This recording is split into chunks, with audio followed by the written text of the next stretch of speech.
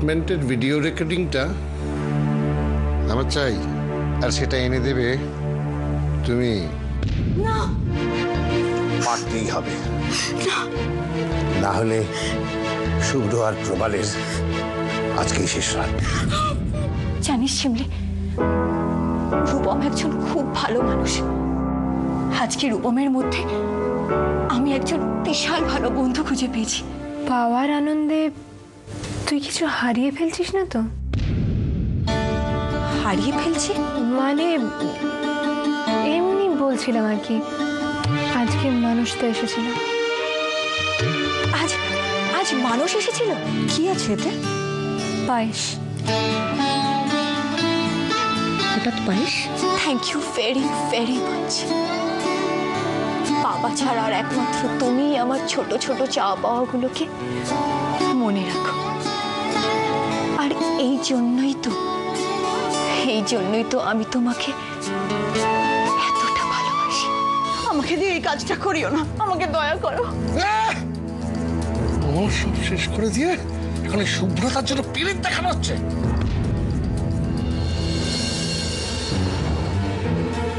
কোথায় দাদু? তোমার ছাত্র উকিল তো এখনো এলো না। আমি এসে গেছি স্যার। আরে বুম্বা, এসো এসো। কেমন আছেন স্যার? ভালো ভালো আছি, বসো। এই বুড়ো বয়সে ওই জোর করেই ভালো থাকতে হয়। বুম্বা, তোমাকে আমার একটা উপকার করতে হবে। কি উপকার বলুন না স্যার। আমাদের এই বাড়ির ভাড়াটে শুভ্র, সে আমার ছেলেরই মতন। সে একটা বিচ্ছিরি আইনি ঝামেলায় জড়িয়ে পড়েছে। শুভ্রর বড় ছেলে প্রবালের সঙ্গে মন্ত্রী বিশ্বনাথ সরকারের মেয়ে ঐন্দ্রিলার একটা ভালোবাসার সম্পর্ক আছে। ইনফ্যাক্ট এখন কিছুদিন ওদের জেলের মধ্যে আটকে না রাখলে আমার মেয়ের উপর কন্ট্রোল রাখাও কিন্তু মুশকিল হবে। স্যার, এই কেসটার ব্যাপারে আমি সব জানি, কিছু মনে করবেন না স্যার। এই কেসটা আমি লড়তে পারবো না। এই কেসটা নিয়ে শুভ্রবাবুর বন্ধু রুদ্র আমার কাছে এসেছিলেন, কিন্তু তার আগেই মন্ত্রী বিশ্বনাথ সরকার আসে, আর তখনই আমি এই কেসটা হাতে নিয়ে নিই। কেসটা তো আমার জুনেরই লড়ছে। এই কেসের উকিল তো বরুণ মেশো। সে আমার জামাই।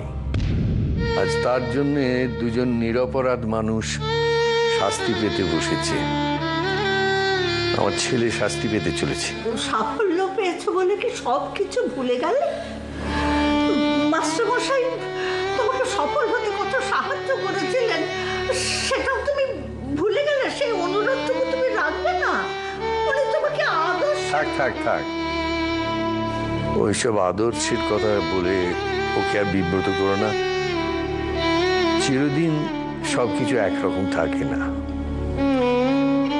একদিন তো আমি ওকে শিখিয়েছিলাম সত্যের পক্ষে থাকতে সব সময়। আজ তো মিথ্যের পক্ষের উকিল। তার মানে দাদুর শেখানো সব আদর্শ আপনি ভুলে গেছেন, তাই না? আপনারা আমাকে ভুল বুঝছেন। আজ ছোট মুখে একটা বড় কথা বলছি স্যার। জীবনের শেষে যদি আপনার কাছে আপনার সম্মানটুকুই না থাকলো, তাহলে জীবনের সবকিছু পেয়েও আপনি নিঃস্ব হয়ে যাবেন স্যার। দাদু বড় আশা করে আপনাকে এখানে ডেকেছিল জানেন স্যার। ছাত্রের ওপর ভরসা করে বড় মুখ করে আমাদের কথা দিয়েছিল। দাদুকে ছোট করে দিলেন স্যার। ছি ছি, আপনারা এইভাবে বলবেন না আমাকে স্যার। এই কেসটা আমি লড়বো স্যার।